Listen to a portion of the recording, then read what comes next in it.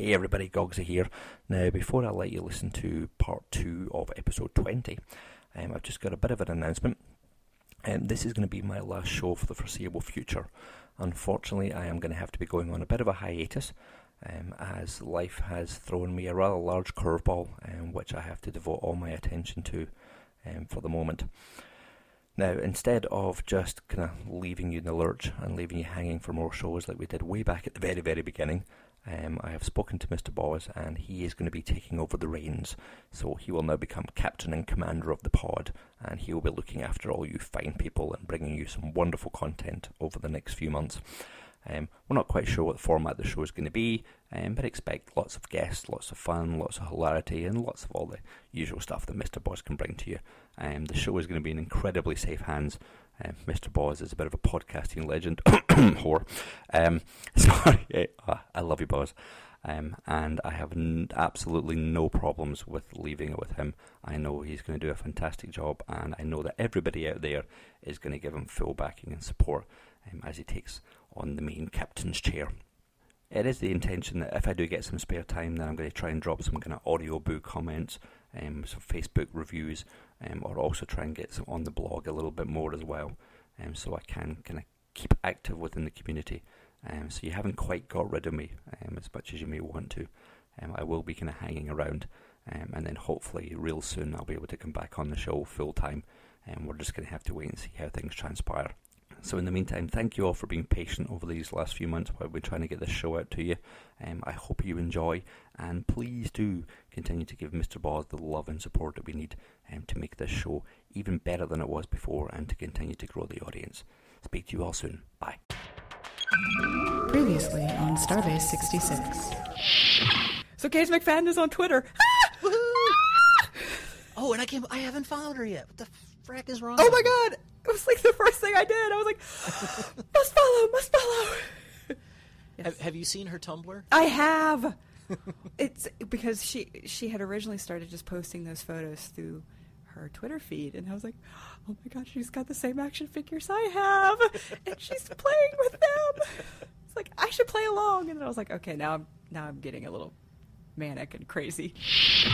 Listen to Starbase 66, the international Star Trek and genre fiction podcast on simplysyndicated.com, SoundCloud, and iTunes.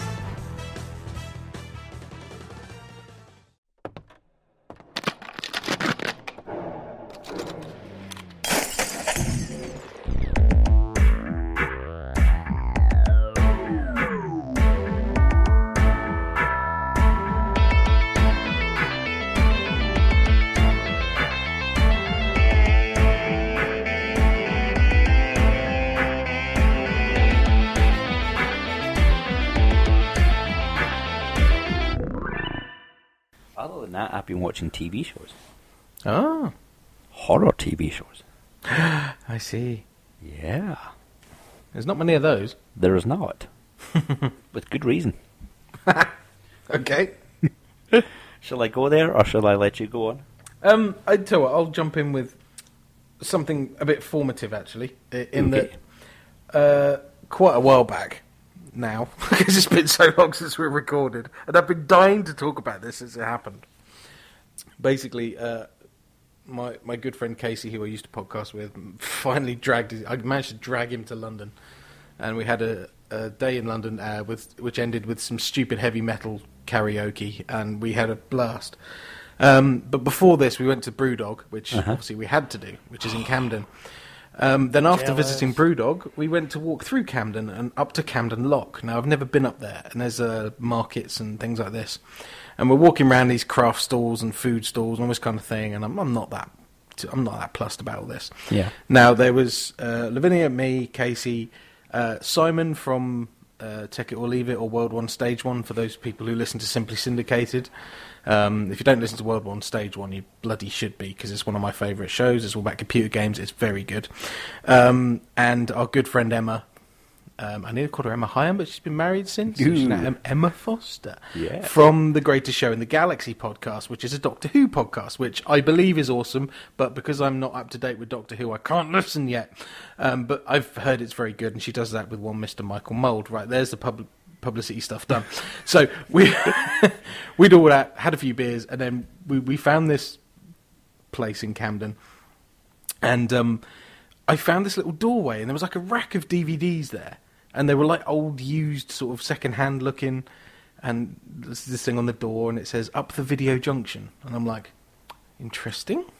I bet I can find some classic horrors or something, some old, really off the beaten track used films up here. I didn't know what I was walking into. Yeah. I basically walked in, and there's this guy there, runs a shop. His little dog's on the bed there on the floor. Uh-huh. He's wearing a Freddy Krueger jumper. Nice. And I was wearing my Pod of Horrors t-shirt. He took one look at me and he went, "Horrors over there." I said, "Brilliant, thank you." I went over and I said, "Yeah, I do a horror podcast. So I'm always on the lookout for other films." "You do a horror podcast? You have to see this. This was made in 1967 and it stars blah, blah, blah, blah. Have you heard of him?" "No." "You do a horror podcast?" "Yeah." This went on for an hour or so, by which time everybody had found me in this shop, and they're all looking around, browsing at these obscure titles. This guy gets films that are like out of print and makes them available again. Okay. And he knows his shit about movies, and basically everyone was standing there chuckling to himself while he schooled me in classic horror and people I should know. And he's like, "Heard of this guy?" "No." "Well, he was a Spanish guy, and he did werewolf films, and he was famous for being a werewolf on screen. So one day, these Japanese people come to him and say, 'Will you be in our movie?' His first response to this is, 'You've heard of me?'"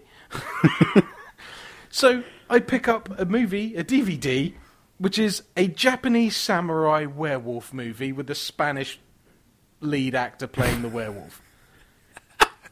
Brilliant! I haven't watched it yet, actually. I spent 50 quid on DVDs. Oh, jeez. And I had to put half of them back. And every time he said, "Right, you have to see this." And I'm walking around like, imagine this comedy stack of DVDs up to my nose. And I'm like, "Oh, I've got to put some down." So basically, this guy's called Nick. And if anybody's there and you want some just really unusual titles, then you've got to go into this place. But the hilarity my friends got just watching me get schooled by this guy.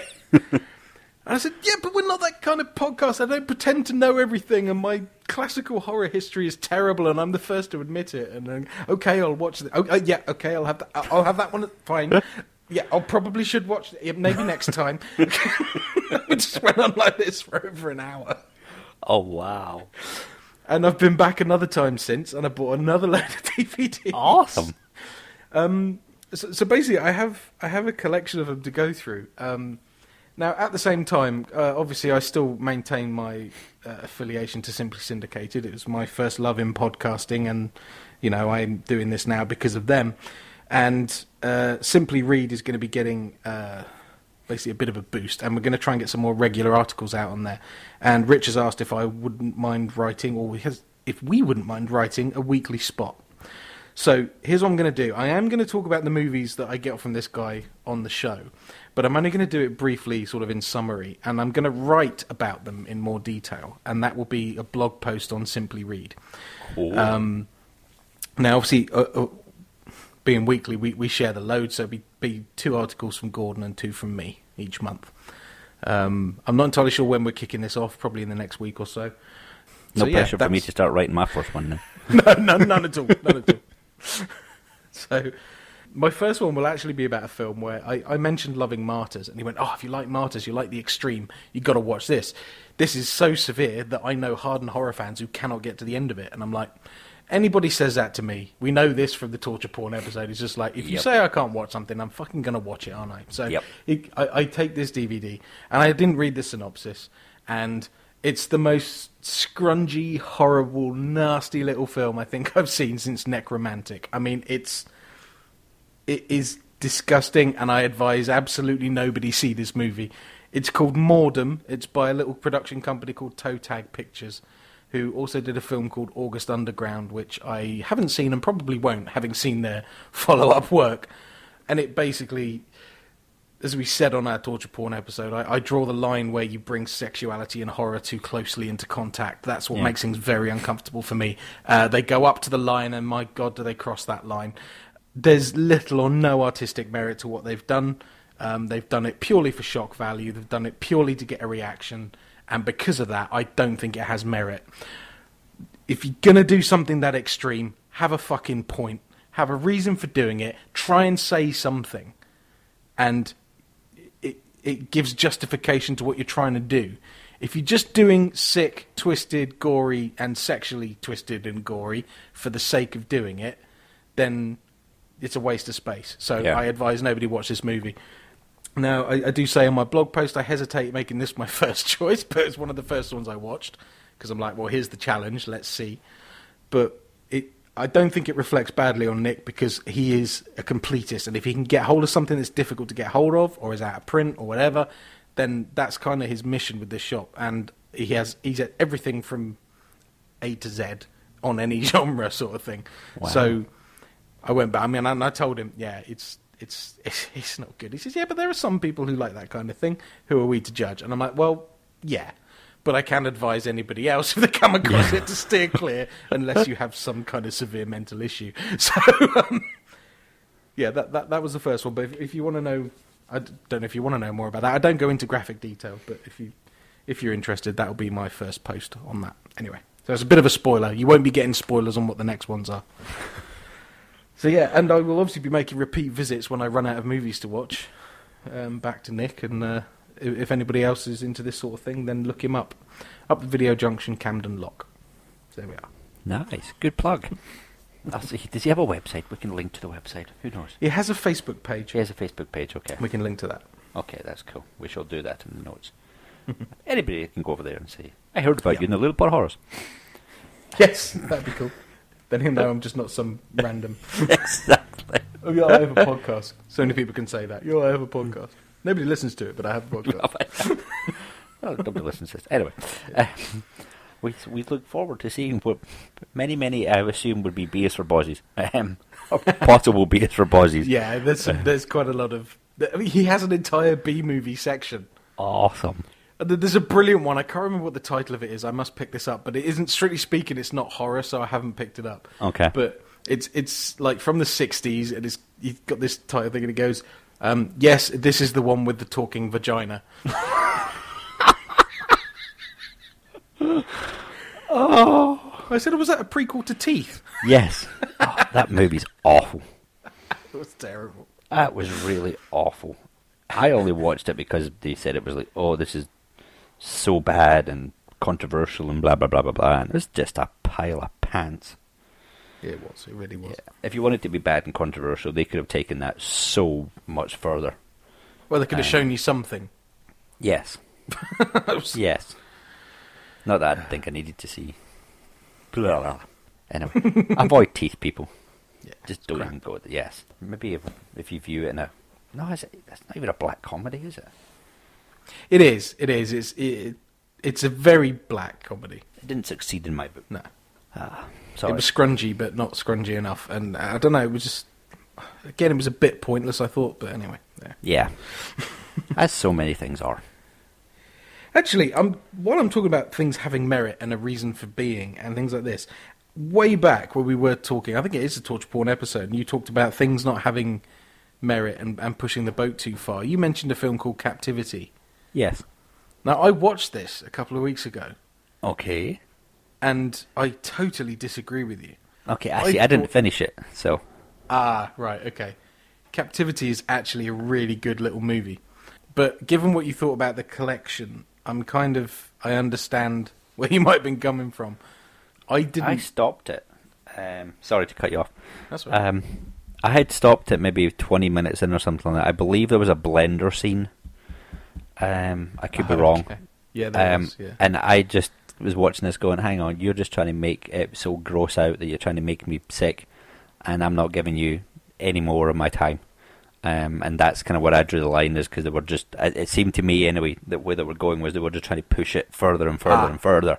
Okay. Just to see where my limit was, and I was like, nah, I don't want to watch some sort of weird things being blended and making someone drink it just because you can. That's where I kind of cut it off. Right, I am not going to go any further with this, and I'm going to say you owe it to yourself to finish watching that movie. Okay. And then on another show we will talk about it. Okay. Because that isn't the direction of the movie. Okay. I would go back, give it another go. Just fast forward past that bit and you'll be fine, trust me. I'm probably better now. I may have been more tolerant, because I think it wasn't long after it first came out on DVD, I think, that I got it or watched it. But okay, if you're saying that I just have to push through it, then I shall push through it. I would definitely. Okay. I mean, don't get me wrong, it's not amazing, but it was...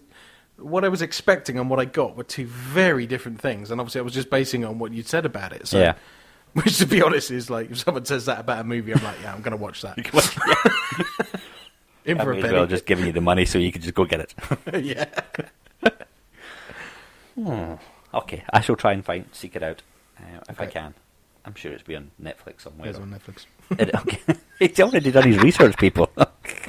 Damn it, there's another one in the you have no excuse, Goggsy, but to watch this movie. Okay. Add that to the ever-growing list.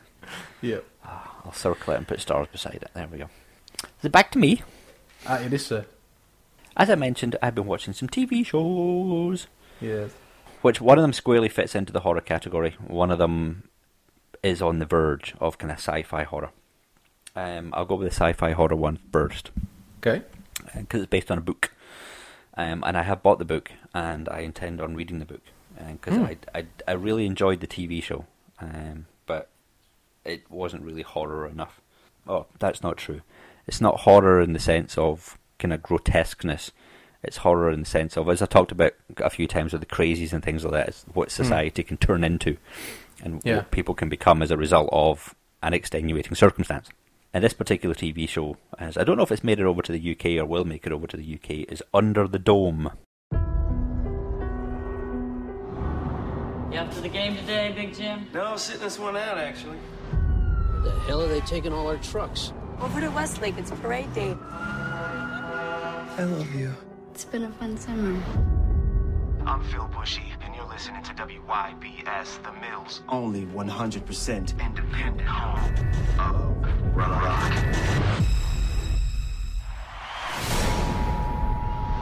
Everyone, please stop what you're doing and listen. This is not a drill.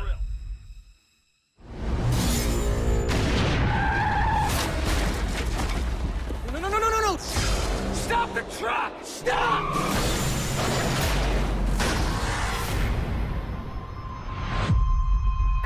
I can't tell you if what happened is an act of terror or an act of God. Where the hell did it come from? No idea. You have people trapped in here! We're on our own.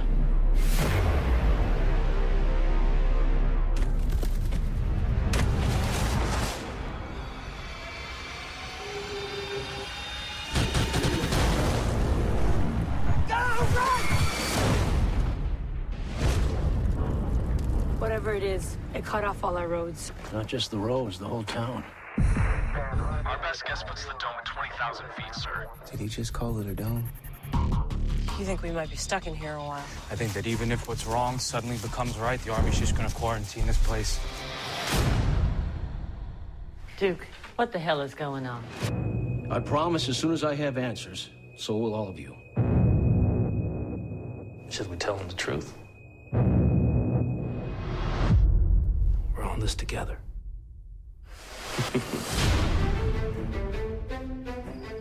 Why Chester's Mill? Why us? Maybe we're being punished. We're all on the same side. Just to who your friends are and who isn't. I can't hear you. Looks like we're stuck in a giant fishbowl. I used to have fish, but then one of them got sick, and the other one ate him.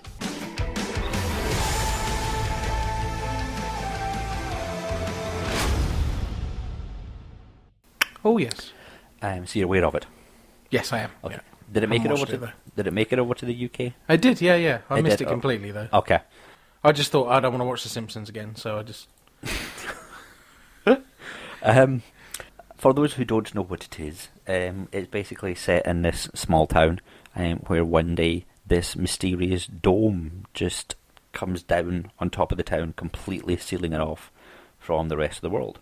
The dome itself is invisible, it's impenetrable, and there is no rhyme or reason as to why it came down on an American town. I know people, shocking, it's an American town, but it came down into a mid-America. I can't remember what it is, actually. Does it tell you where it is? I can't remember if it says what state it is in the TV show or not. Springfield? No, it's not that. Spider Pig. Spider Pig. Stop. It's the plot of the Simpsons movie. Sorry, I can't help it. It's based on a Stephen King book, so they ripped it off. Based on the Simpsons movie. They ripped it off the Stephen King book. Okay. Well, maybe not, actually, because I don't think Stephen King finished it till late 2000s from what I've been able to read. See, Simpsons movie. I didn't think... I should have I'd known, hey, Stephen King, what do you think of Stephen King? Horror. When I first put it on, I wasn't thinking. I was thinking, hey, this was on American TV, kind of prime time. I don't know what channel it was, maybe CBS or whatever, one of the many networks that they have. So I didn't even look at the rating of it or whatever. So I just put it on one night. I thought, I've been wanting to watch this for a while. It's on Amazon Prime. It's all there. It's free. Awesome. I can watch it and see what they're doing. I thought my son was on the phone, I think, to his girlfriend. My youngest was on her Kindle, engrossed in a YouTube video or something. So I was like, okay, this is fine. I can put it on. Can't be anything too bad. Which it wasn't to begin with until the dome fell down. Obviously, when the dome fell down, I didn't actually realise at this time that my youngest had stopped watching the YouTube video and was a bit like, Daddy's watching something. Mommy's not around, so Daddy's probably watching something that he shouldn't be watching.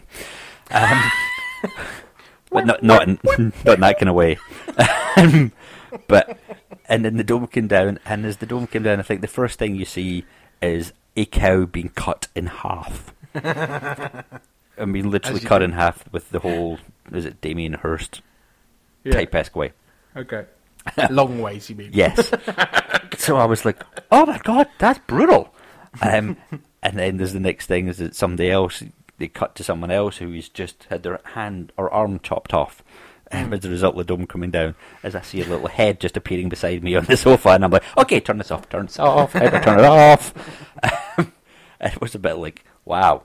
But apart from the very first pilot episode, that was it. That was the most grotesque things they were doing, pretty much to set it up, really, I guess, to try and sell it to the network. And it did, I mean, it was very well done, and they did have some gruesome bits, but I was like, why is this on American TV 8 o'clock at night? Stop. Surely my youngest can't be watching this. There wasn't an episode of Bones. I haven't watched Bones. Is Bones bad? Fringe, Bones, pretty much anything like that. NCIS. Yeah, that's very true. They do have some. They probably have more grotesque things on their show than this actually did. With the exception of the horror at the beginning, it's all about how the society starts turning on itself. And how people become powerful and how people are corrupt and bad and how you can manipulate people and everything like that.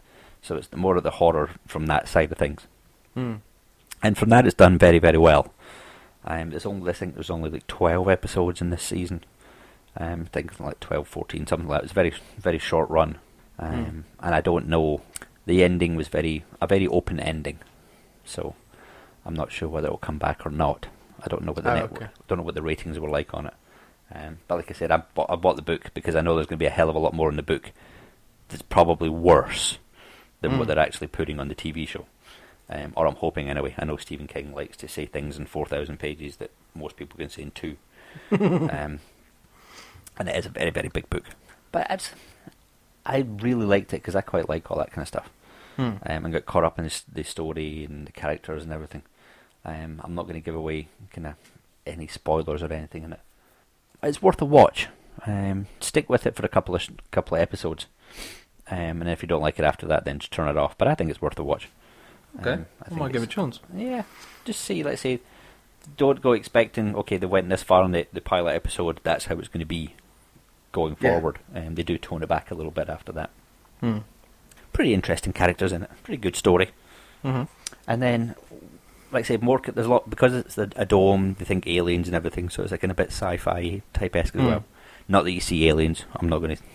Or do you see aliens? No, I don't think you see aliens. So, but you just don't know what this dome is. Do you get an answer by the end of the first season? I'm not going to tell you. No. Why would I tell you that? That's just like telling you the ending. Well, there's an answer, but maybe it's not an answer that you would like. Okay. Ah. Just go watch the last one, and then if you don't like the last one, then don't bother going back and watch the ones up to it. Okay. I might do that.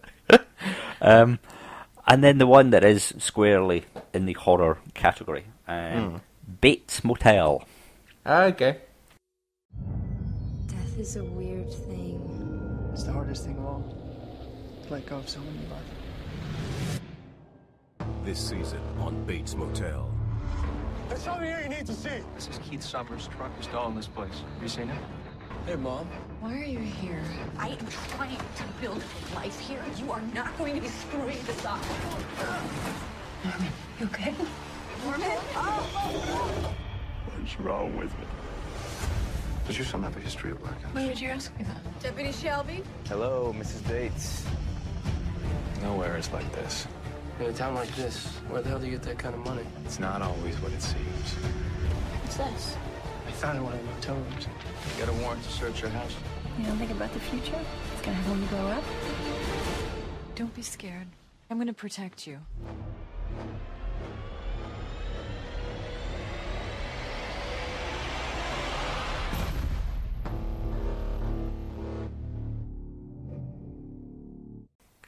See, it wasn't one I thought I was going to say is the clue in the name, but it's not. No. I haven't got around to watching that one yet. Okay. The clue he's talking about people is American horror. I'm assuming it's American horror. Yeah, I've Yes. watched the first three. We'll get to that. Okay. I haven't got around to watching that. That's next on my list. Okay. I should have put it up in front of Bates Motel, but I didn't. I don't know why. I pretty much binge watched this season. There are 10 episodes, I think, somewhere around about there. 10 episodes, and having watched all of it, I'm on the fence. I don't know if I liked it, and I don't know why I watched all 10 episodes. Obviously, people out there, if you don't know what Bates Motel would be about, then it's shame on you. What are you doing listening to this show? Yes, shame on you. But we will say Bates, Norman Bates. It's obviously a story that you needed to know as to how he becomes what he becomes, I guess. Yeah. And that's okay. Smallville for Norman Bates. Yeah. Right, that's pretty much it. That's where it lost me. Have you watched any of it? No, I wasn't interested. Okay. I don't know whether I should say to you just give it a chance or not. Listen, I don't know why I went all the way through it. I want to like it so much. I really, really, really, really, really, really do. On the other side of that, I'm like, it doesn't need to be made. It doesn't need to exist. I don't care how Norman Bates became how Norman Bates it was. I don't. It's scarier not knowing the backstory. That's my point exactly. But it's I don't know. I'm not going to recommend anybody watching it. But if they want to and they want to come back and discuss it, then we can. Just because one of my friends that I talked about on Facebook with, Misty, she felt the same way. She started watching season 2 now. I don't know anything about season 2, but she was like, "I'm watching it and I don't like it, but I don't dislike it. It's just kind of meh." What I will say though, Vera Farmiga. Wow. Yeah. Wow. Plays the mother, right? Yes. Yeah. Oh my! Wow. Unbelievably creepy. She's just fantastic in the role. Not that you've really got anything to go by as to what his mother was like. Oh, she's just very, very creepy. Cool. And it's worth watching it just for her performance, and seeing how she treats Norman. Yeah. And you don't really learn much. I think you can just kind of assume from knowing what Norman Bates was like in his relationship with Mother, what kind of happened to him to make him that way. But it's some of the stuff, the kind of interactions between the two of them is very interesting, and it's very well played, and some pretty good acting in it. Some very cheesy, hokey acting in it. The sheriff in it is just awful. So it is. Nestor Carbonell, his acting is just wooden. But Vera Farmiga makes it. It's probably the reason I kept tuning in, was just to see how far she would go, and just how creepy it could become. But And the guy that plays Norman Bates, Freddie Highmore, I haven't really saw him in very much. I think that was one thing I watched him in was a kids' TV movie, or not TV movie, just a Spiderwick Chronicles. I've seen that, and I think he might have been in that Abomination of the Charlie and the Chocolate Factory remake. I think he's the little Charlie guy. In fact, yes, he is. I just confirmed that. Yes, he was in Charlie and the Chocolate Factory. So, I mean, yeah, he's pretty good. He has his moments where he goes a little bit do-wally, and does it in good style. But I can't recommend it. But I think people should check it out. Does that make sense? Yeah. Oh, I'll give it a couple of episodes. Yeah, give it a couple of episodes and see if it draws you in or whatever. But it'd be interesting what people actually have been all the way through it, if they can understand where I'm coming from, and hopefully it'll maybe take a darker turn, or it might ramp things up a little bit in the second season. I don't know how long they really want to drag this out for. That's always my concern with this sort of thing. It's like I see it as a very slim concept to start with. Yeah. So if they then drag it out too long, it's like they're gonna lose me at season 3, and I'll never come back, unless someone says, "Oh, it's the next Breaking Bad," you know. Yeah, and I haven't seen Breaking Bad, but I don't think this will get anywhere near that. And I see it probably having maybe 3 seasons if it's going to get funded all the way through. Yeah. Probably 3, maybe 4 at a push. If they start running out of ideas and start turning it into more Smallville-esque stories, then I'm going to be turning it off pretty quick. Yeah. Because we don't need a kill of the week or anything like that. And it would actually be quite brave if someone just say, right, this is 3 seasons, done. Yes. And perhaps leave us wanting more just for once, instead of leaving us going, yep, that couldn't have gone any longer, or that went too long. Yeah. And maybe, I don't know if that's what they have in the plan for this or not. We'll just have to wait and see where it goes. Maybe I should do more research. I'm hoping Breaking Bad started a thing of, do you know what, 5 seasons is plenty. That is a long time. So Walking Dead, if you don't watch Walking Dead. I haven't caught up with that yet. Walking Dead is now at the point, I'm halfway, just before the next part of season 4. And they could end it at the end of season 4, for me. Okay. You know, unless they've got a lot more to say. I think that's probably a pretty good point, because it is getting to the point it feels like it's starting to get strung out. I mean, I know there's a whole comic book series, but I know for a fact they diverged story-wise from the comics a long time ago. So, I don't know. I'm hoping they don't fuck it up. Really am. It's a show that I'd like to watch, but I keep hearing so much negativity towards some of the episodes, or some of the half of a season, or a whole season, or whatever. Really?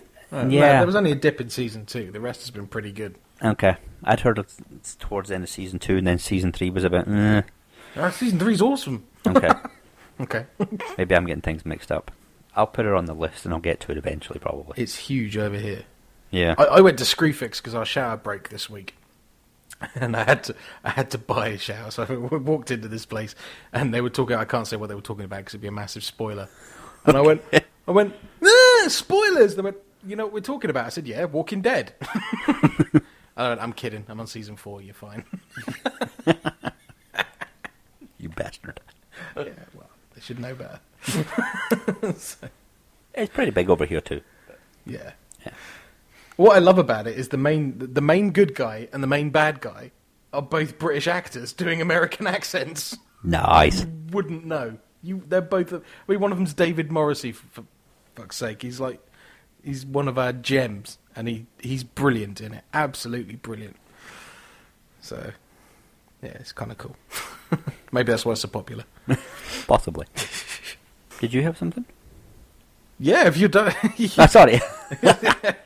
Well, yeah. American Horror Story. If you're going to watch it, I'll leave it. And then, because I'm about 3 episodes in. I am going to watch it. I have to finish season 2 of House of Cards. Oh, okay. Yeah. Which I don't know if that has even made it over there. It has, but I haven't watched it. Awesome. It's amazing. I have heard good things. It's got Kevin Spacey, and I will watch it. Yes. I don't like the turn they've taken with season 2, to be honest. It's still a great show, but I don't like some of the things they're doing in it. I will not mention anything for spoilers. Okay. There's aspects they've added to it which I don't know. It's not quite jiving with me properly, but it's still an awesome show. Okay. So we've got 3 episodes left of that. So once that's done, then American Horror Story will be next on my list. Just not dedicated enough. It's not horror. You should only be watching horrible things. I know I'm bad. Can you imagine our mental state if that was all we watched? It'd just be a gibbering wreck, or even more of a gibbering wreck. Or behind bars, one of the two. Yeah. Something else I watched, which I saw a trailer for ages ago. I was like, I've got to see that, because it looked really good. Eli Roth movie. Aftershock. It's on my watch list. It's not good. Really? It's really not good. I was expecting some sort of... It was supposed to be like a disaster movie with more gore, because it's Eli Roth. And it's like everything is dialed back down to about 7. Whereas normally does dialed up to 11. And he's in it as one of the actors. You're like, okay, I mean, don't get me wrong, he's fantastic in Inglourious Bastards. So I don't mind seeing him in things, but okay, if you're interested, this is a spoiler, so you can skip forward about 30 seconds, but I don't think anybody's that interested in this movie. But he dies somewhere like towards just past the halfway mark, I think it is. Okay. And I just said to Lavinia and said, yeah, well, he's got to die because he's got to concentrate on directing the rest of the movie. But it's this low budget, I presume it was made in Chile where it's set. Mostly in Spanish. Okay. And there's some interesting little gore bits. There's a couple of bits that just make you laugh, you know. In fact, I wasn't really paying proper attention at this point, and there's a bit where this old woman gets hit by a bus. And Lavinia just went, nah! And I went, oh, that's brilliant. I've created a monster. You never have laughed at a scene like that when we first got together. She's becoming that horror audience you get at Fright Fest, where something really gruesome happens and we all burst out laughing. Yes, nice. We have a convert. Yes. But yeah, I mean, it becomes uncomfortable at one point, but not for sort of horror's sake. Again, it's sort of a sexual element, and I don't know. It didn't grab me. Could have been funnier. Could have been gorier. Could have been scarier. The ending is funny, but. If you've got now better to do, give it a look. But I was disappointed. I was expecting a lot more. I feel like every girl I meet, I have to download some new app. What happened to meeting a girl in the park and saying, hey, how about a cup of coffee? Don't worry, Gringo. We're taking you to a nice park where you can ask a girl for coffee. Trust me. This place is awesome. It's like the indie station of Latin America. That's the real Chile.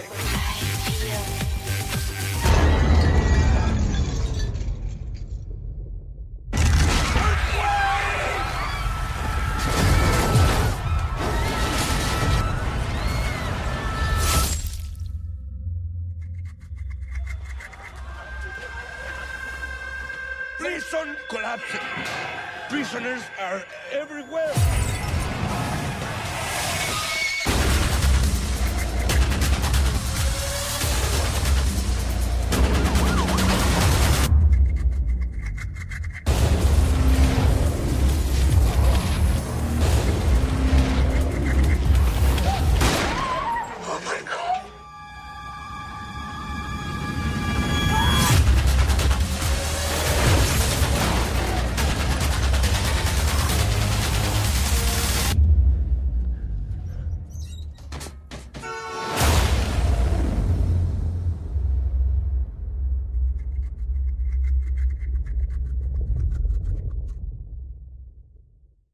I'd heard some good things about it, but a lot of it was meh stuff as well. So it's mainly meh. Yeah, okay. I watched another sort of Netflixy B movie called Devil Seed because it had a cool poster about a very attractive girl.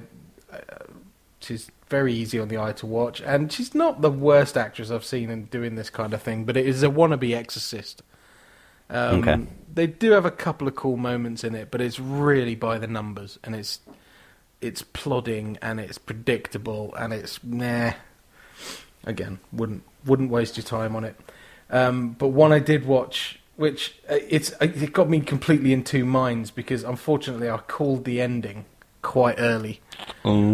but I sort of appreciated what they were trying to do. Okay. And they don't do a bad job of it, so it's not a complete waste of your time. Mm-hmm. But it's called All the Boys Love Mandy Lane.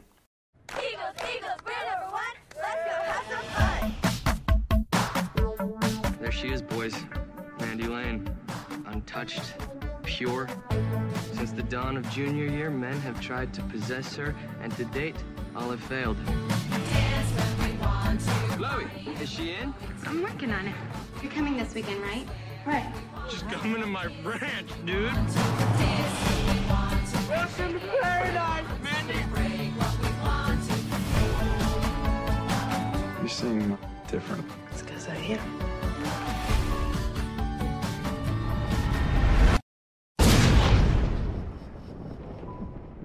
Wait. Did you guys hear that?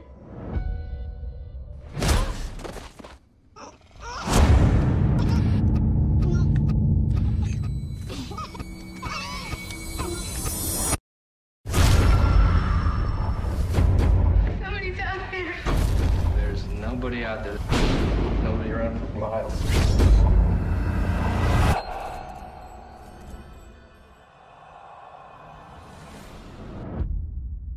Oh my god. Andy, I think we need to get out of here.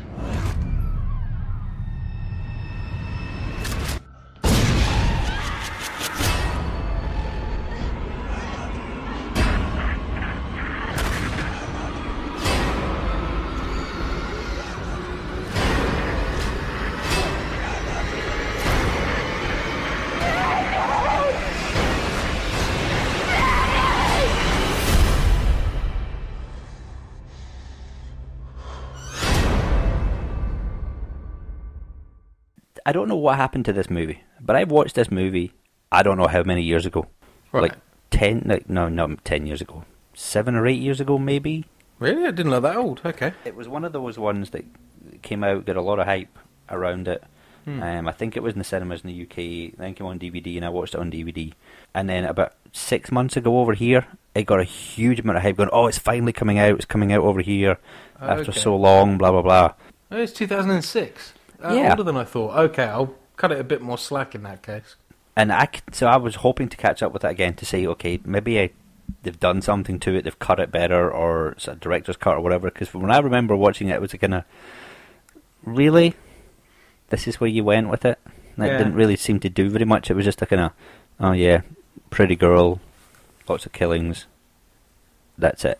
But it wasn't lots of killings, was it? And they were quite sedate, and it was the sort of remote location picking people off, but then showing you the killer far too early, and it just tips its hat all the way along. But isn't badly made, and isn't badly acted, and it's got quite a lot going for it, but it just falls short of the mark. I mean, it only gets 5.7 on IMDb, and that's probably very telling. It's a bit of a shame, because I was expecting...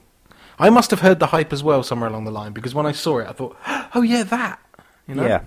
And I know that the actress in it is getting bigger now. Amber Heard. Yes, I hate going into tabloid fodder. But I think she just got engaged to Johnny Depp. Did she? Okay. And I think she'd done some bigger things in the last couple of years. I don't know, I've seen her name around the last couple of years, so I don't know if it's one of these movies that was like, oh, hang on a second, she's getting bigger now, so maybe we're going to have more of a hit with it. She was in Machete Kills. Money. Okay. Machete Kills. That's where I'd seen her before. So, I mean, yeah, I don't know if that's one of those ones that they just shelved it. Time to bring it back out. Yes, of course. Like they do. Yes. So is it worth me catching it up with again then, you think? If you've seen it before, I wouldn't bother again, no. Yeah, I can't remember much about it, so... I was just disappointed I saw the ending coming so far off. One movie I did forget to mention, because you told me I had to watch it. I turned it off. I turned it off for a reason. Zombie-ass Toilet of the Undead. No. High Lane. Really? Yeah. I turned it off because it was incredibly badly dubbed. Oh, okay.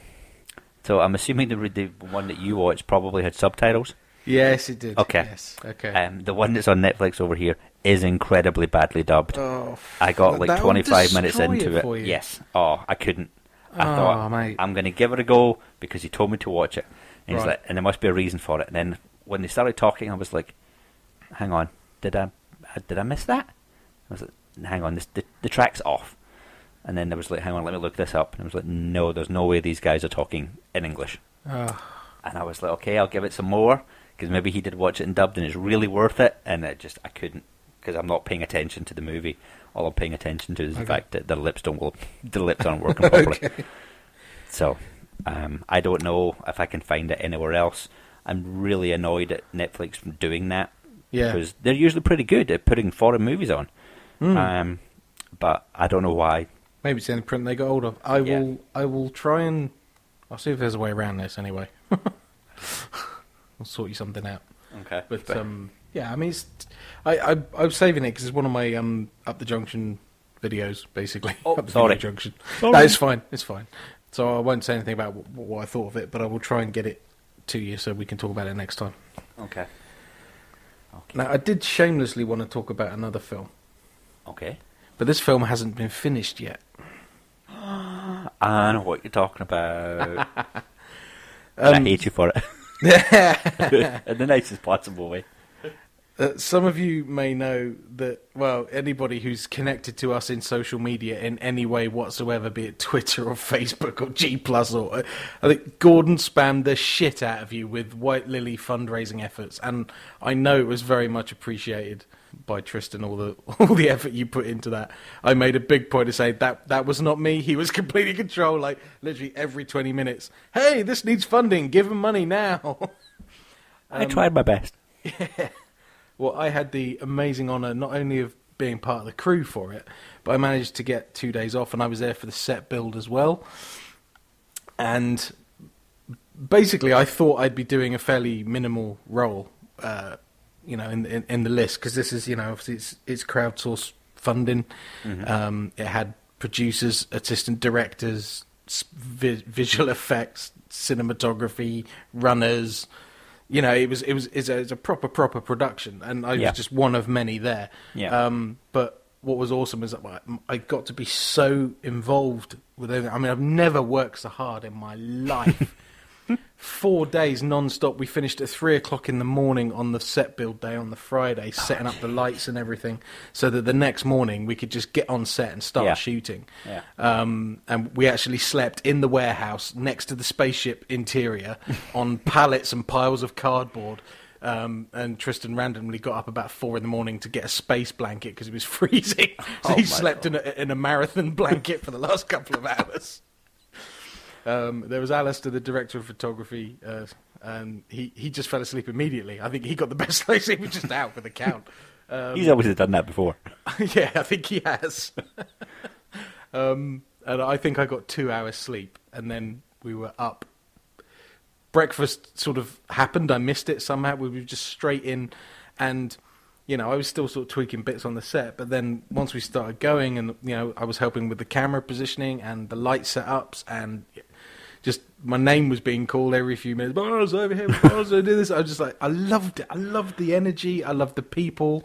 I loved the thing that we created, this set. It looked absolutely brilliant. And then it looked brilliant in real life. And then you looked at the monitor and the way Alistair had lit it, and you see what the camera sees, and it looks like 75% better than what you're actually looking at in real life. I mean, I'm maybe exaggerating because I'm too close to it, but I tell you, I honestly adored the entire process. I have got the bug big time. That's awesome. And yeah, we pretty much everything went to schedule on time. I've seen some of the stills, a couple of the rushes, and it's just I can't wait to see how this thing turns out. I mean, honestly, so excited. So I want a massive thank you to anybody who gave even a pound coin to this project. No way it would have happened without you people. You'll watch this space for when it comes out, because I honestly think this is going to look flipping incredible. So, yeah. Cannot wait. Bit gushy there, perhaps. That's okay. I can do some more gushy by inserting the audio clip here from what you sent. Hello, everybody. A fairly exhausted bunch of people here in the pub, hence the ambient noise. We've just wrapped on White Lily, and It went rather well, I think. I'm sitting here with Tristan and Adrian after Gordon spammed a lot of you so much with Kickstarter updates and please give us your money. Who would like to talk first about how you think everything went? Adrian? Tristan says that Adrian would like to talk.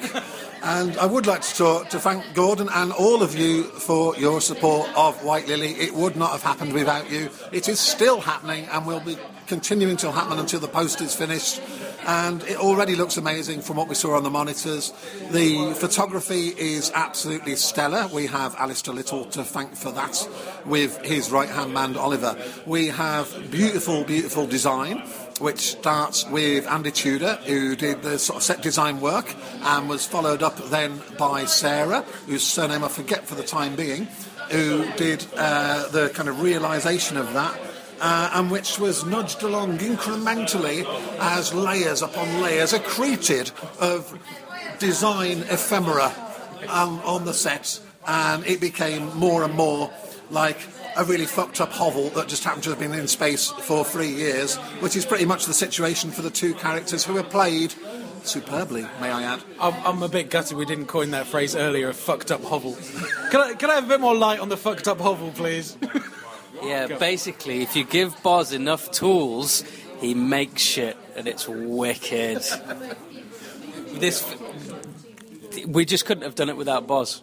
I know this is turning into a bit of a love fest, and he's saying, "Oh, don't." But Boz and son of Boz. Boz and Matt, just utter awesomeness. Thank you to everybody that donated. I really don't think you'll be disappointed. I know I'm certainly not. So thank you to everybody. If you're going to be disappointed, you'll really have to put so much effort into that. You could be doing so much better things with your life. Yeah, it's not worth it. No.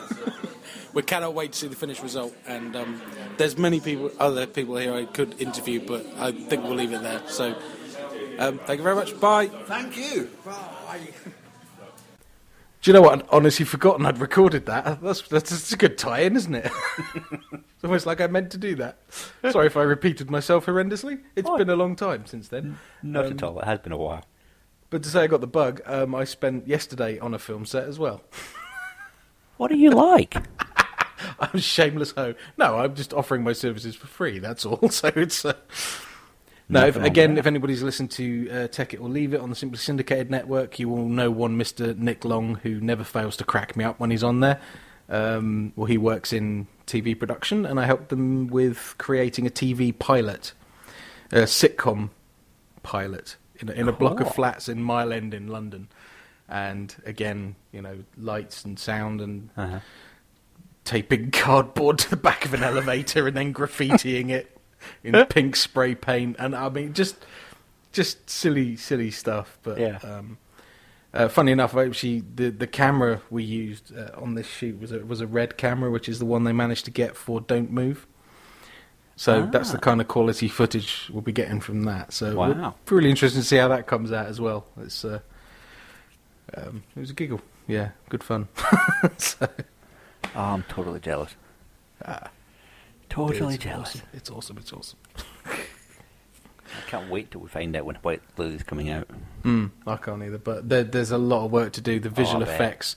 The other thing that was cool is obviously a lot of the things they do on set, you've got to shoot it with the visual effects in mind. Yeah. So although there wasn't any sort of green screen work or anything like that on the shoot itself, it's like, well, you've got to consider how it's going to go. And Max, who's doing the visual effects, was on hand for both days, and he was brilliant just to have on set because this guy's told Ewan McGregor what to do. Okay. Oh, wow. So this guy knows his shit, and he's like, "Oh yeah, that'll be fine. I can just do this. I can do that." Yeah. I can't remember exactly what the project was, but somebody told me that anyway. So he knows, he's been in the industry a while, and he knows his shit. And basically what happened is we had sort of three sides of a wall that created the interior of the Oryx, the spaceship, basically based on the little prototype that me and Tristan built about a year and a half ago in his cupboard, using the same materials, which are basically like these plastic pallets. And there's a shot in a crawl space, in like a corridor in the ship, and we had to build that, but we didn't have enough crates. So basically, on the last day of the shoot, we had to wrap on the main set, strike that set, take a lot of the stuff out of it, and put it into the other set that I'd already started building the other side. And then we had to dress all the interiors of that. And Max is brilliant. He's inside there. He's cable tying cables up. He's going, oh, yeah, let's put this here. And it's like, it's absolutely brilliant. Just what an experience. Oh, amazing. So, yeah. I really should shut up now. Sorry. It's been a long show. That's okay. And we're about to make it even longer, people. It ain't over yet. No, it's not. You probably wish it was, but it's not. No, they've been waiting weeks. Fuck them. They can have a 3-hour show. That's very true. And they've been even waiting even longer for this. Yes. Because we did not tell anybody at the beginning of the show, basically because we didn't know it was going to happen until about 10 minutes ago. But we're about to talk to the Admiral to see if he liked the Women in Black. Yeah. And the newly adjusted jingle.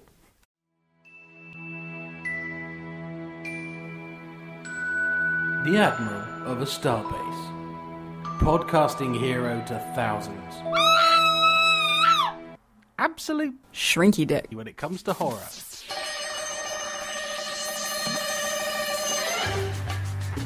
Admiral, your mission, should you choose to accept it, is to watch the movies we prescribe. To explore strange new corners of the genre. To boldly watch what chili balls like you have never watched before. Mission Shrinky Dickable. This god-awful jingle will self-destruct in, well, now really, I haven't got 3 seconds.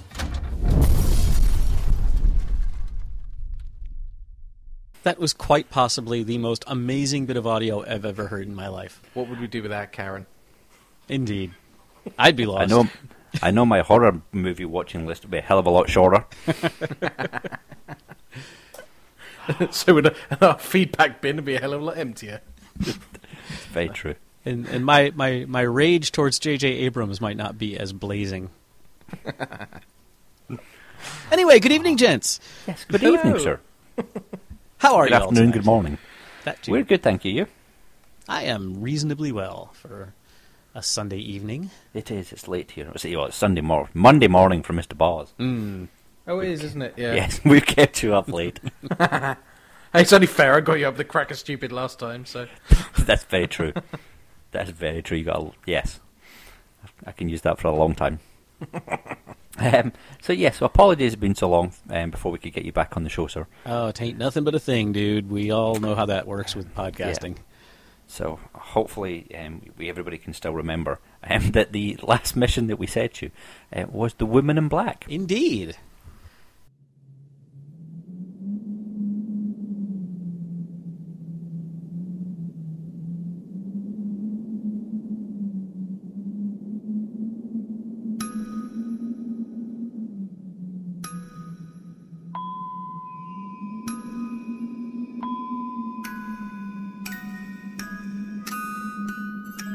During afternoon tea, there's a shift in the air. A bone-trembling chill that tells you she's there. There are those who believe the whole town is cursed, but the house in the marsh is by far the worst.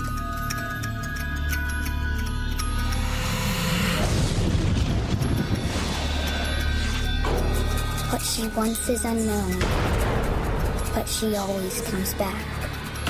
The specter of darkness. The woman in black.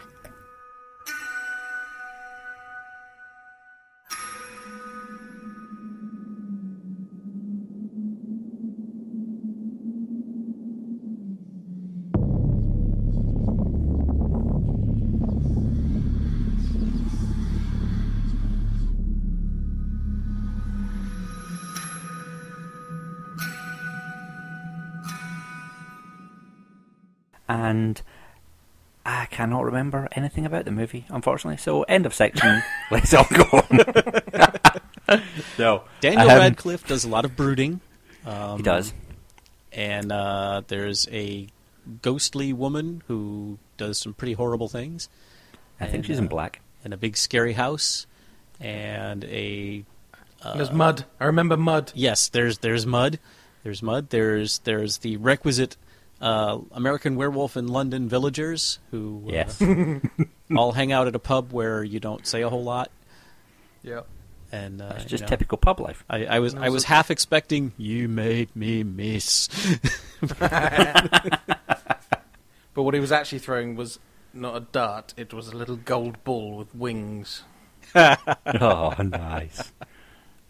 However, I have to give props because we're making fun of them for copying other stuff, but actually the other stuff copied them because this was a Hammer film. When I saw the name Hammer come up, I actually did sort of a little dance for joy because I was like, this is going to be awesome. And 99 and 44/100% of it was. Ah, interesting. That's very high praise. I wasn't expecting that. But did you chili ball Shrinky Dick out at any point? No, watch the whole thing. Watch the whole thing from start to finish. In one sitting? In one sitting. Oh, damn it. Did you need adult diapers? No. Nappies for the British people listening? No, this is the kind of movie I actually really like. A nice, scary, a nice, creepy ghost story. I will say this. Okay, we are going to spoil, yes?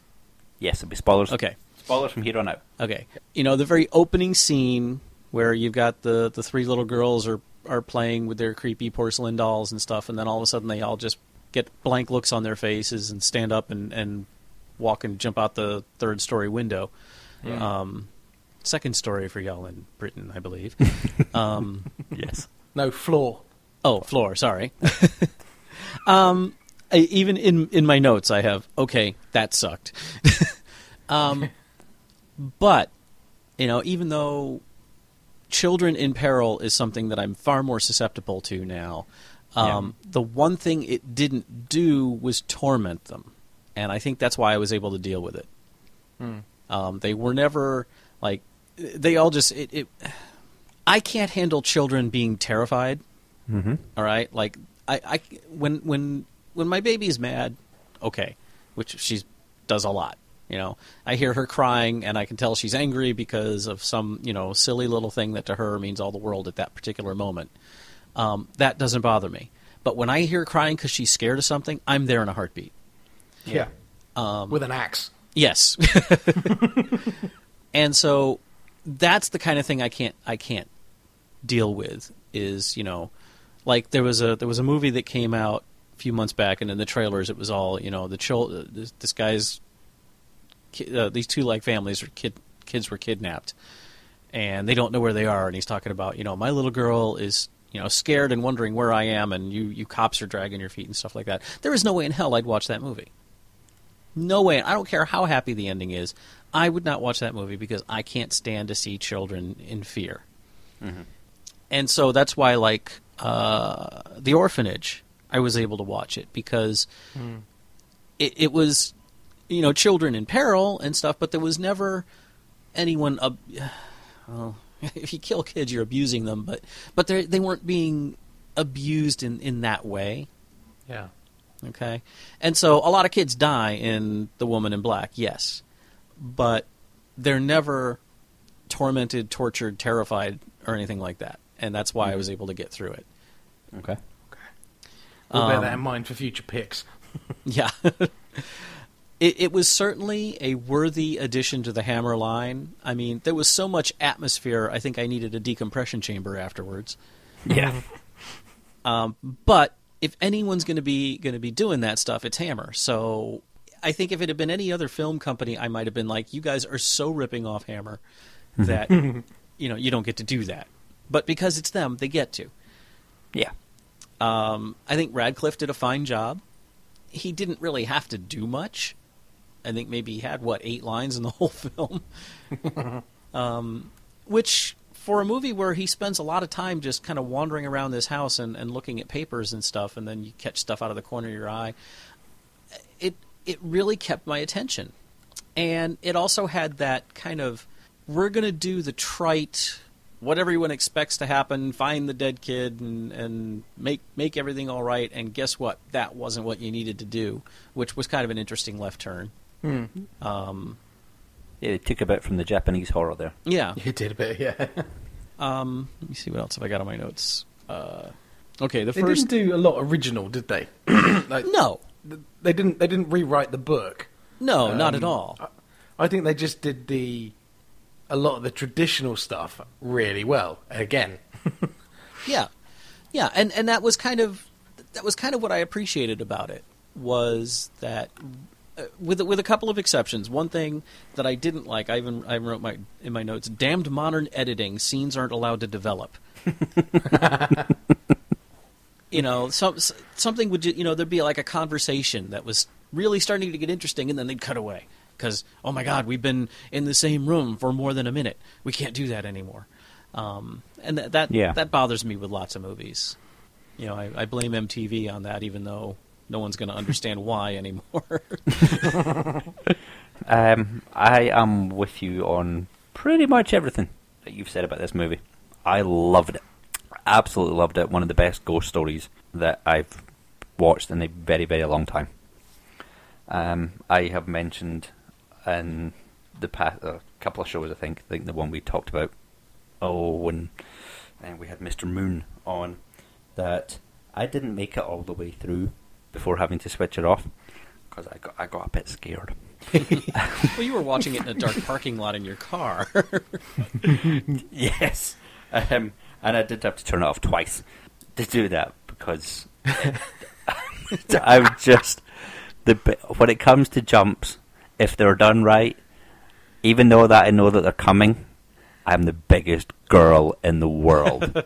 I will jump and shriek and do everything. I'm just kind of their ideal poster child for that sort of scare, if it's done right. Yeah. So the one at the window, because we're in spoiler zone, I was desperate to ask you when Jim was on and you mentioned this, but I was like, no, we have to save it when the Admiral's on. How badly did you shit yourself at that moment? I hit my head off the roof. I think I'd seen it in the trailer and I knew it was coming, but if I'm remembering right, it doesn't come with music, which makes it all the worse. Yeah. Because it's just, and that's really creeped me out, is that a couple of them were done with the big violin jump bit. But I think that was one of the ones. Birds in the fireplace. That one I had to clean the damn chair.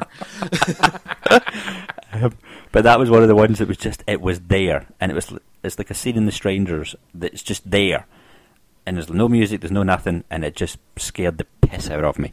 The thing is, you knew it was going to be there. You knew as soon as they switched to the outside view, the thing would be behind him, and then he turned around and it wouldn't be there. But yeah, you couldn't. There was nothing you could do about it. It's like, we are going to fuck with you now, and you can't stop us. Yes, and they just ramped the tension. I didn't see the face up. of the glass coming. I think I saw it in the trailer.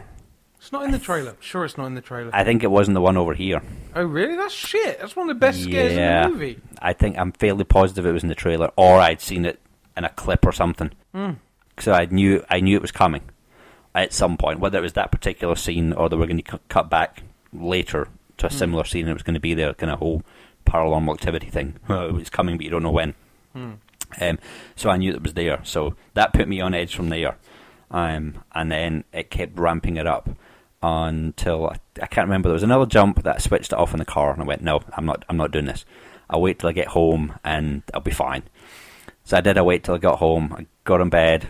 My wife said to the wife, "I'm going to watch this while I'm still in the zone." Put it on, and then the scene in the bathroom, where the jump in the bathroom happens again. Crapped it. Jumped up again, and that's when I just switched it off and went, nope, I'm turning it off. I'm going to bed. I'm coming back to this in the morning. And I had to come back and watch it in the morning with all the lights on when I was a big boy again. Well, I think part of the reason why I didn't have a problem with that is I twigged pretty early on that either she and the son, and I'm still not entirely sure there were two of them. Were there two ghosts? Was it her and the boy were both haunting the house? Or was it just all her? I thought it was just all her. It was just all her. She didn't seem to be able to affect him at all. So she could make noise, she could kind of be scary and scare us, but she really wasn't doing all that much to him. And she could influence children to kill themselves. Yeah. But it seemed like she was pretty ineffective at doing anything other than making a rocking chair move, or hovering in an alcove. The rocking chair scene, that one got me. There was a lot. And all those creepy fucking toys. Yes. And those were all real. I was reading the trivia afterwards, and those came from... those were all authentic period wind-up toys from the 1800s. Wow. So people had that shit in their houses. And they were joyful, I'm sure. Yeah. Joyful playthings. Just, they didn't have a soundtrack behind it, like, ooh. Yeah. The scene I loved, and it's nothing new, and it's been done, but there was a shot like early on down the corridor upstairs, and my brain at that point went, "Oh, turn the lights off sequentially," and they didn't do it. And then sort of nearer the end, they do it, and the lights just go off, and the darkness just comes towards you. I've always found that a really powerful device, and I thought it was brilliantly done. And again, it's just a love letter to the genre, I think. And it's this works, here, have it again. This is what this was everything that the remake of The Haunting wasn't. Yes. The sets were gorgeous. Right down to the stereotypical sheets over the furniture, and yet you never really questioned it. It was like, okay, this all makes sense that it should be there, even though I've never understood. If the house was abandoned, why did someone take the time to cover up the furniture? Yeah, I'd never thought of it that way before. I would just imagine to walk into a really old house that had no one in it and be surprised if there wasn't sheets over the furniture, to be honest. But one of the things that never really struck me before actually watching this movie was just how effective a movie being set in that time period is from taking away a lot of the horror cliches. The fact that you don't have a cell phone, there's no phone to call anybody with. Yeah. You are literally stuck in the middle of nowhere with no escape because you cannot get off the island or the piece of land because it's cut off by water. Mm-hmm. Yeah. So you are forced to stay in that house.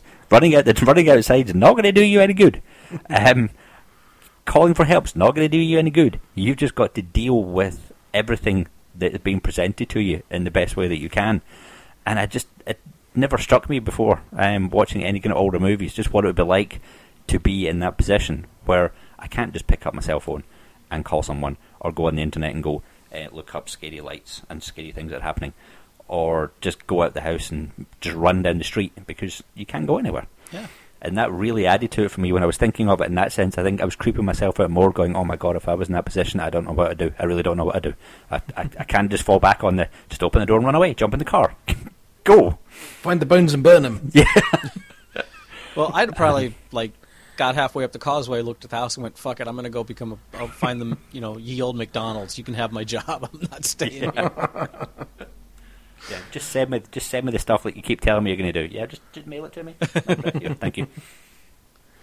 I could do this all remotely. Yes, exactly. Send me an email. Oh shit. Yeah, but I didn't think Mr. Radcliffe did a bad job at all. No. I think he's actually pretty good. He just looked too young. Yes, he didn't have to do much, which I'll grant you. And yeah, he didn't feel old enough to have a boy of that age. Yeah.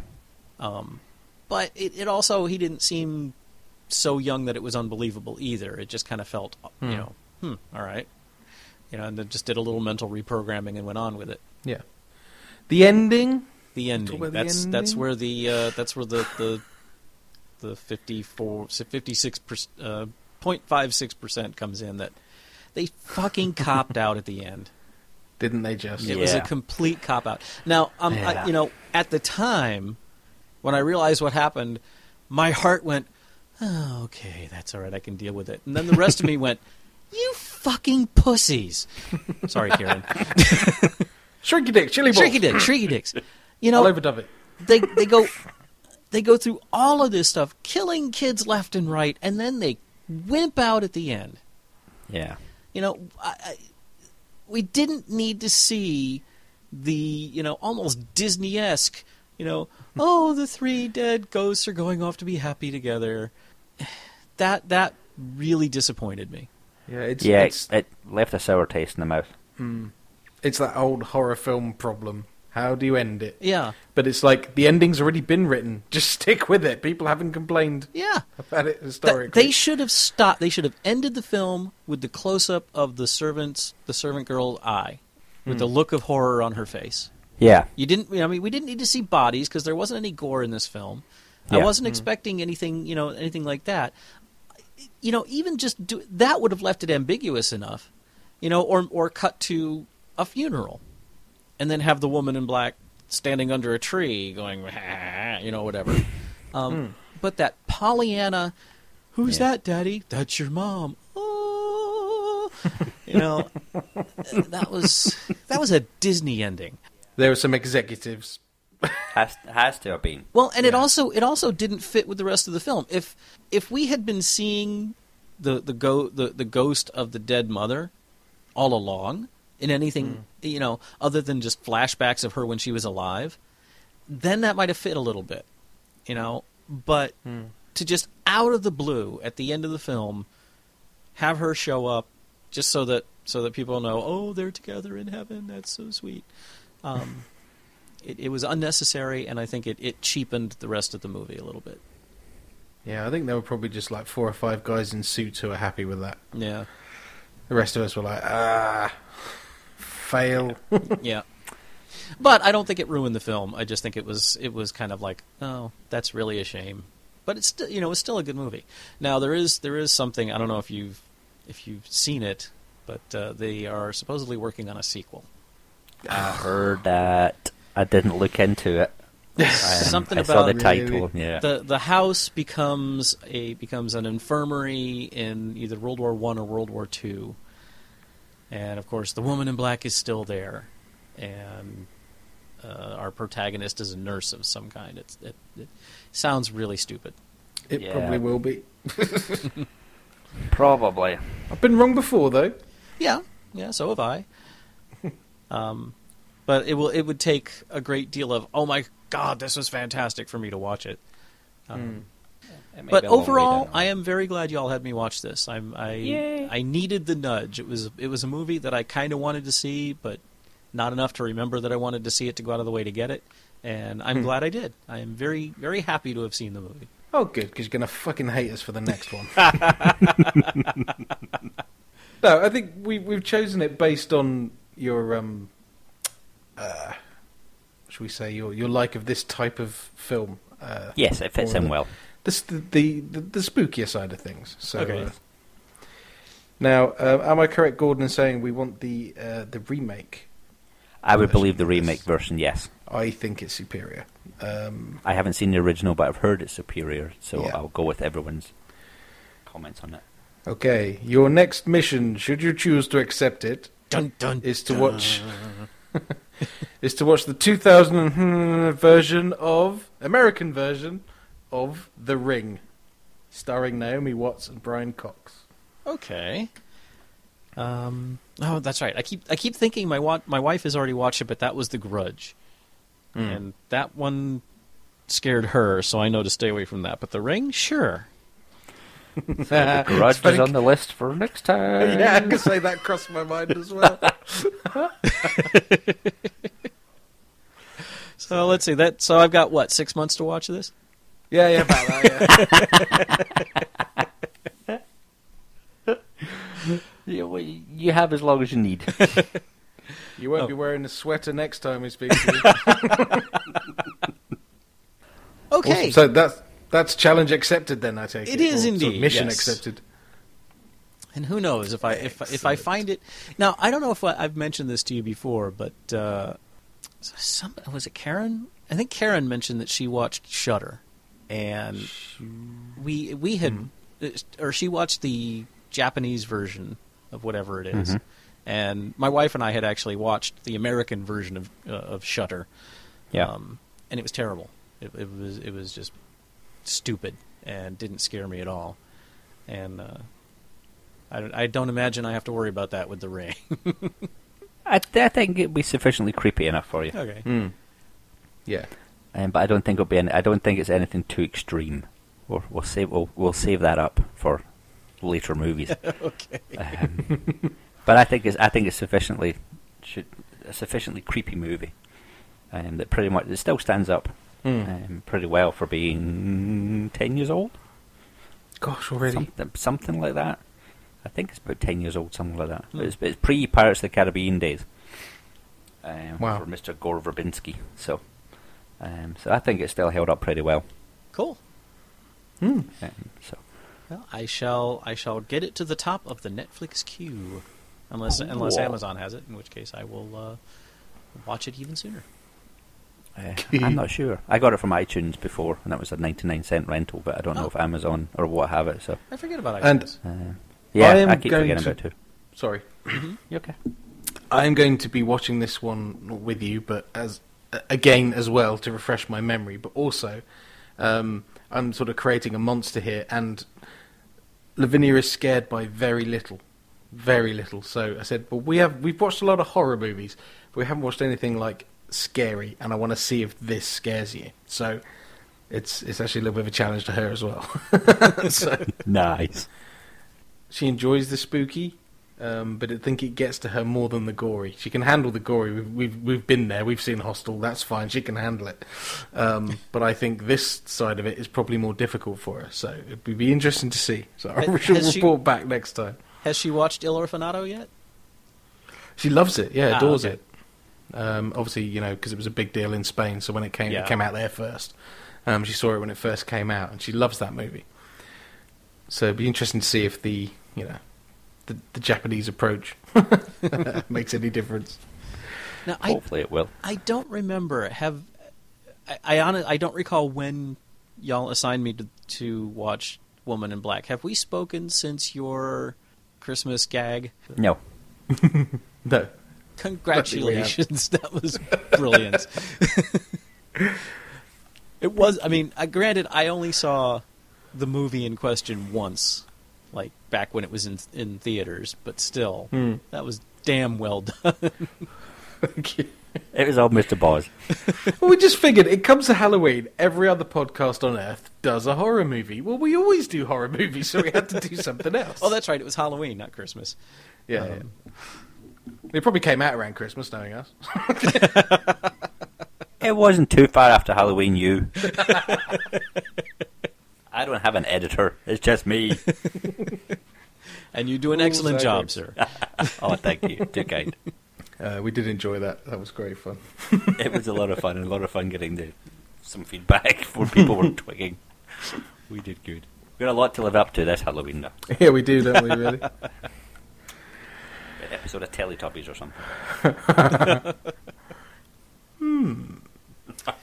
But anyway, I have to run along. Many things to do to get the children ready for the beginning of the week. And, Boz, I know that you're up really late. Yeah, I'm going to bed very soon. Yes. But we're on the wrap-up now, so. Always a joy to speak to you guys. And to you too, sir. Thank you very much. Thank you for coming back. And we'll see if next time I'm as happy to talk to you after watching this. We'll hope so. It always wears off after a few days, so. Yeah. Go on, plug all your podcasts quickly, you whore. Okay. Well, listen to, if you like science fiction and fantasy and horror and stuff, Starbase 66, the international Star Trek and genre fiction podcast, also on the Simply Syndicated 21st Century Media Network. I also have a new show that I'm doing with Scott Madison, the Babylon 5 podcast White Star 5, which you can also find at simplysyndicated.com.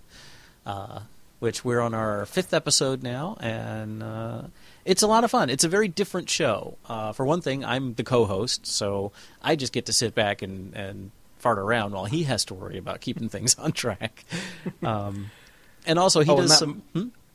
I was going to say, that man has set a precedent for himself editing that he's going to be kicking himself for in time to come. That must take him a while. Because he not only does he just edit the show, but he also drops in lots of sound clips, not only just from Babylon 5, but from other shows, and he's a genius at it.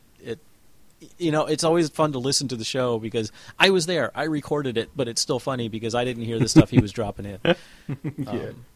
So... if you like Babylon 5 or you want to get into Babylon 5, check out the show. We're not doing a show-for-show review. We're just talking about Babylon 5, and it's a lot of fun. I have at least 20 odd episodes on my DVR, which I will get round to watching. So I want to catch up with my Bab 5, and I'm sort of stockpiling your podcast for when I've watched a few and actually remember some of the characters in the plot. Yeah. Because I remember sort of getting up to the Shadow War sort of area, but I never saw the end of it, and I didn't see a lot of the stuff leading up to it. So I noticed they're rerunning it here from fairly early on. I think I've got from like episode 3 upwards. Yeah. So I've got the whole lot coming. The thing about Babylon 5 is you do have to watch it in order. It was one of the first shows that did the whole story arc thing, and you there are some standalone episodes, but for the most part you really got to kind of take them as they go, or you're going to be lost in later episodes. It is good. Right, we'll let you go. Okay. Thank you, sir. Thank you, gents. We will talk to you all again really soon. Hopefully. Okay. Cheers. Bye-bye. Bye.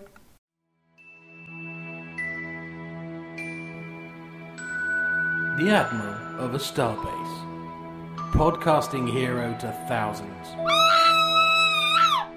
Absolute Shrinky dick. when it comes to horror.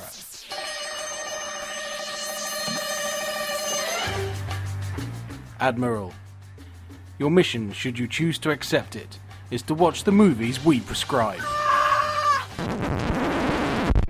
To explore strange new corners of the genre. To boldly watch what Chili balls. like you have never watched before. Mission Shrinky dickable. This god-awful jingle will self-destruct in, well, now really, I haven't got 3 seconds.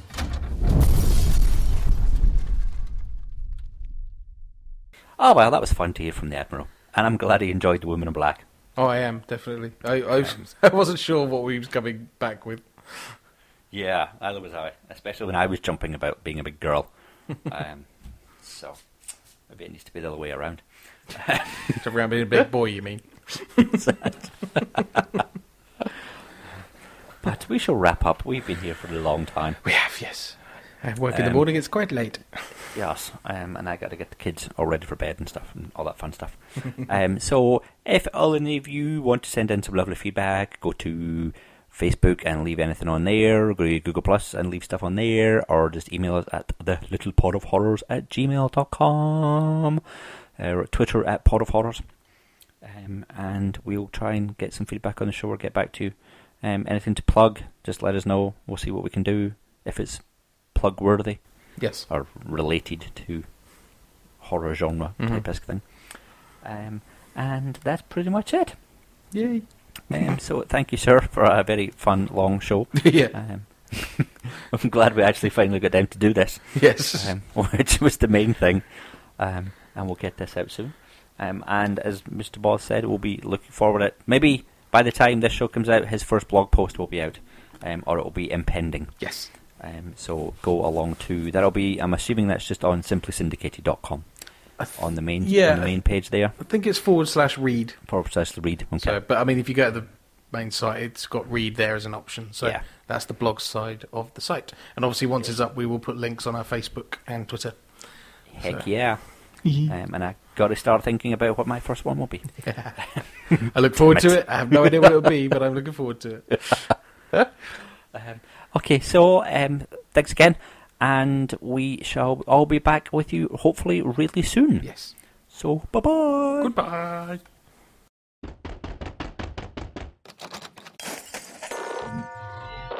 If you would like to send an email to the show, please do so at thelittlepodofhorrors@gmail.com.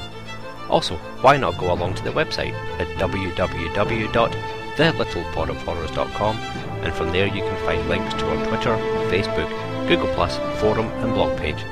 Thanks for listening.